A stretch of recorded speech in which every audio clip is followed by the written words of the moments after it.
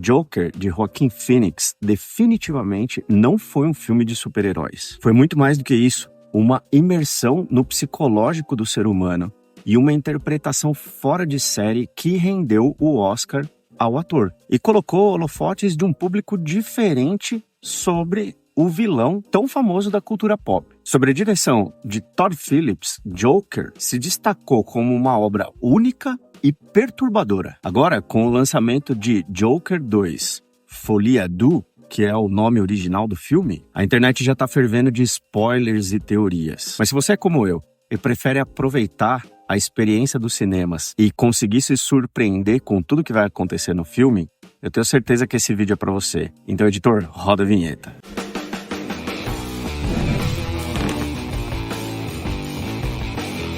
Fala galera, tudo na boa? Danco e o Gianari aqui. O palhaço do crime, o bobo da corte do inferno, o senhor da anarquia. Sim, estamos falando dele, o Coringa. Criado por Jerry Robinson, Bill Finger e Bob Kane, o Coringa sempre foi muito mais do que um mero vilão para todo mundo que é amante da cultura pop. Ele representa o caos puro, a ausência de moral e uma mentalidade niilista, ou seja, uma visão de mundo que rejeita os valores tradicionais, as crenças e os significados de tudo que a gente conhece. Na visão niilista, a vida não tem sentido, e tudo que a gente institucionalizou como organização e método da nossa sociedade, na verdade, é ilusório. Não passam de artimanhas artificiais para controlar a gente. O Coringa é exatamente o oposto de todos os valores que a gente encontra no Homem-Morcego, o seu antagonista direto. O Coringa é a personificação da loucura. Ele desafia a ordem de forma desorganizada, inesperada. E é isso que faz dele um vilão tão grandioso e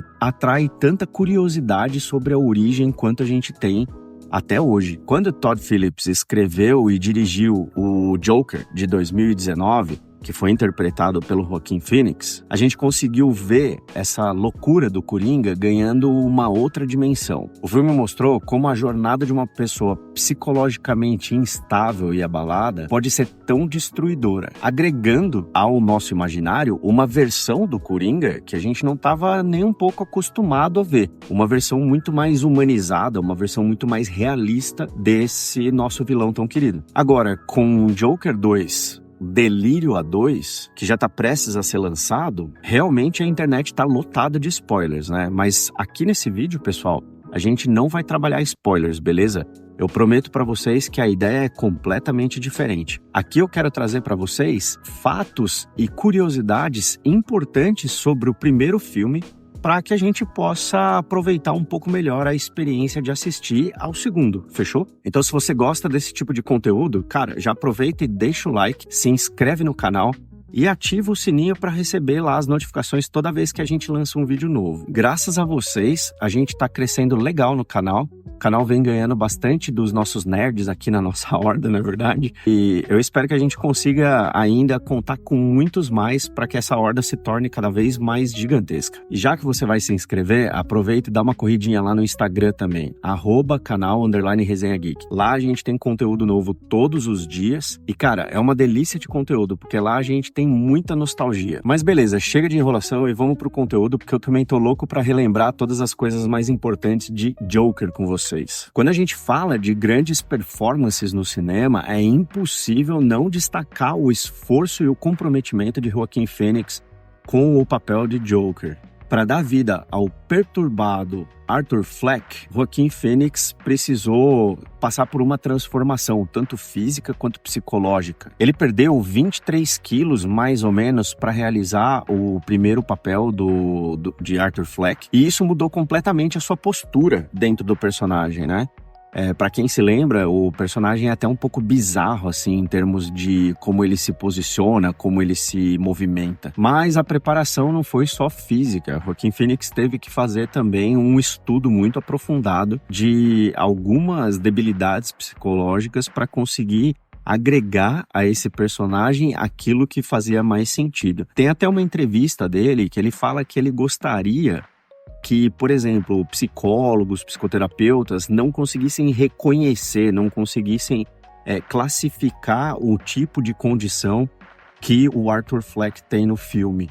Então ela é realmente um agregado de um monte de coisa que ele foi estudando ao longo da imersão que ele fez para se preparar para o filme. Ele passou horas assistindo a vídeos e gravações de pessoas que têm aquela risada incontrolável, aquelas que resultam em condições neurológicas raras, para criar a icônica risada do personagem que a gente viu nas telonas. Claro que toda essa preparação rendeu ao ator alguns frutos bem importantes na realidade. Dentre eles, o Leão de Ouro no Festival de Cannes e também o Oscar de melhor ator. E apesar de eu ser um amante das histórias da cultura pop e dos quadrinhos, a gente tem que dar o braço a torcer que não é todo dia que esse tipo de coisa acontece com reinterpretações de histórias dos quadrinhos. Logo nos primeiros anúncios de Joker, a comunidade de fãs se perguntava qual seria a conexão desse filme com o DCU. Na época, o DCU já estava uma bagunça, né? Então tudo era possível e existia esse tipo de curiosidade, como que esse filme vai se conectar com todo o resto. Mas logo na sequência,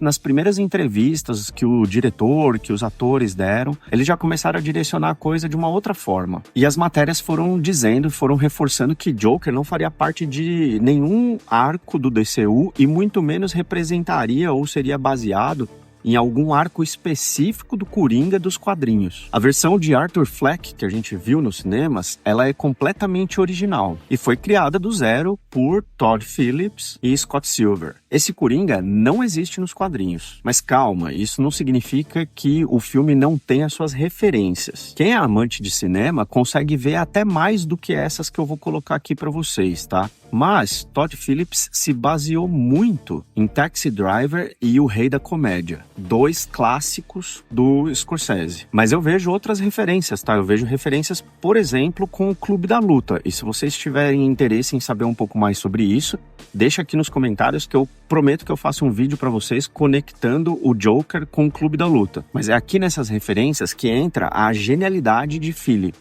Ele usa essas referências para contar a história de uma maneira muito mais humana, muito mais crua. E isso pode, de alguma forma, contribuir para a redefinição do Coringa para uma nova geração inteira. Um Coringa muito mais realista e com uma origem muito bem definida, muito bem esclarecida e exposta para o público. Sabe o que eu acho mais incrível, galera? Joker teve um orçamento relativamente baixo para os padrões de Hollywood. Foram aproximadamente 55 milhões para produzir o primeiro filme. E mesmo que ele não seja considerado, inclusive, tenha renegado o título de filme de super-herói, comparado às megaproduções da Marvel e da DC, que giram em torno de 200 milhões de orçamento, Joker foi uma pichincha. Foi praticamente um filme indie. Mas esse filme indie quebrou todas as expectativas. O filme ultrapassou a barreira do $1 bilhão no seu ano de exibição, no seu período de exibição, na realidade, né? Não é durante um ano que o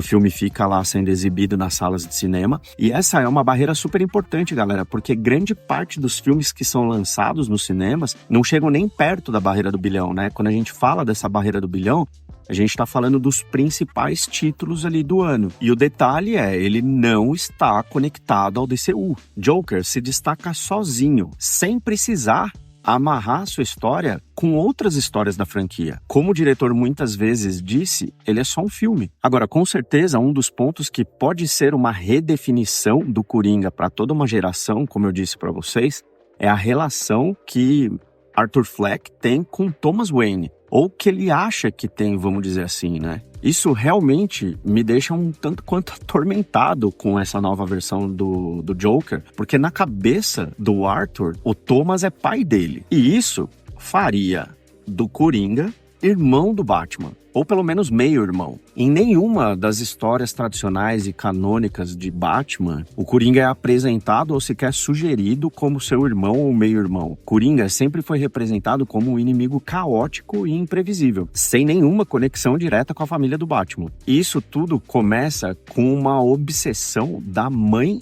do Arthur, a Penny Fleck, que acreditava que tinha um caso com o Thomas Wayne. De tanto ela repetir, Arthur acreditou e internalizou essa informação. E isso é um dos principais traumas que Arthur carrega nesse arco. Isso fez com que ele vivesse uma vida inteira de abusos, maldades, mentiras, e faz com que exista ali uma uma influência na mentalidade que ele tem. Se você é fã de Batman igual eu e gosta de imaginar outras cenas, se liga nesse vídeo que o Thiago fez aqui, falando sobre quem poderia bancar o Batman, quem poderia tancar o Batman. Mas essa relação turva que existe entre Arthur, sua mãe e Thomas Wayne é um ponto central do filme e ajuda a construir essa versão mais humana, mais realista do Coringa e torna o personagem muito mais complexo. Suas camadas de complexidade, suas camadas de humanização vão aumentando e a gente consegue ter muito mais empatia com esse personagem. Todos nós já vimos várias versões do Coringa no cinema, certo? Jack Nicholson, por exemplo, fez um Coringa realmente memorável, amplamente aclamado e que definiu o vilão por muitos anos. Eu acho até interessante a versão do Jared Leto, mas o grande problema com ela é que as outras versões são muito boas. Como é que ele fica, por exemplo, diante da versão do Heath Ledger?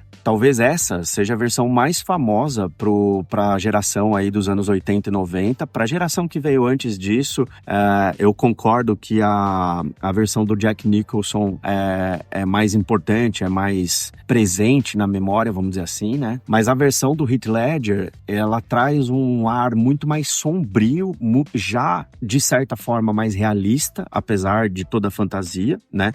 Do contexto de Batman, e extremamente anárquico.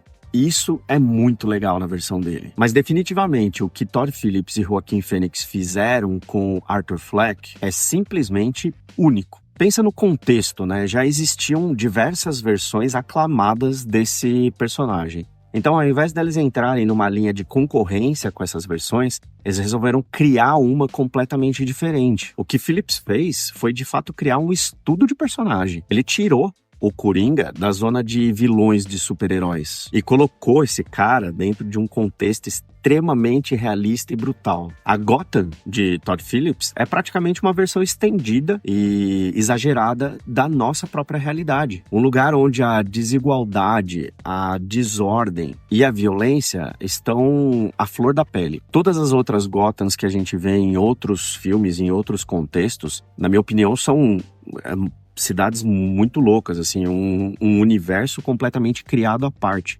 Coisas do tipo Mad Max, coisas do tipo Duna, sabe? Realmente universos criados. Agora, elas não me remetem a uma realidade, elas não me dão medo de que exista. Essa Gotham do Todd Phillips, ela me dá medo de que exista. Nesse momento, a gente tá às margens, né, às vésperas do lançamento de Joker 2, Delírio 2. E o que vem por aí promete muito, pessoal, porque dessa vez o orçamento é equiparável àquele das grandes obras que eu citei para vocês. Já não existe mais nenhuma novidade de que a gente tenha a Harley Quinn no filme, inclusive interpretada pela Lady Gaga. Inclusive, isso foi um grande chamariz da divulgação do filme para atrair o público aos cinemas, certo? Mas o fato do primeiro filme ter sido bastante despretensioso, na verdade, para Phillips, fez com que ele tivesse uma ferramenta muito importante, muito rara hoje em dia nas mãos, que é, ele pôde criar o personagem, né? Ele pôde fazer essa releitura do Coringa exatamente da forma como ele queria. E qual que é o problema disso? Isso agradou a muitos fãs. Uma boa parte dos fãs, inclusive, consegue conectar esse Coringa a um possível DCU.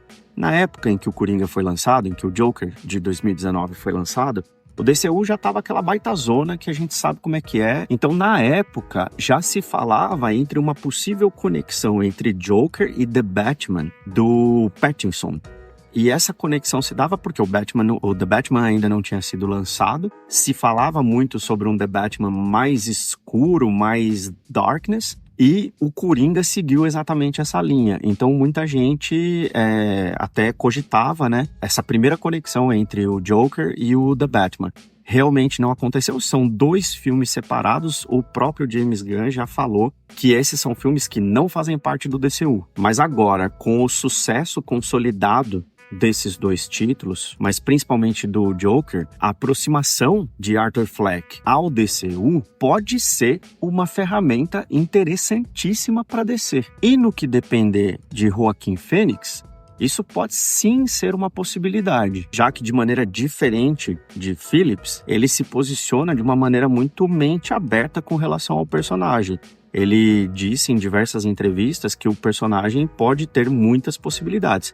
Quando a gente pensa em muitas possibilidades, uma delas é realmente a gente ver Arthur Fleck sendo introduzido como Coringa oficial ao DCU. Phillips, na outra mão, sempre diz que o filme foi só um filme, que ele foi independente. Só um filme que eu quero dizer, filme isolado eu quero dizer, tá bom? Não há conexões claras com o DCU, mas dá pra sonhar com isso, né? Eu acho que esse Coringa, ele traz esse ar realista, humanizado e obscuro, que eu acho que é algo que combina muito com a DC e seria uma baita vertente aí de uma DC moderna para os dias atuais, atualizada, né? Como a gente espera que seja daqui para frente. Mas aí, conta pra gente, qual a versão que você acha mais foda do Coringa nos cinemas? E mais, como que você gostaria que fosse o novo Coringa do DCU? Deixa aqui nos comentários que a gente tá louco para continuar com vocês essa resenha. E se você chegou até aqui e ainda não deixou o like e se inscreveu no canal, pô, cara, você tá marcando toque, hein?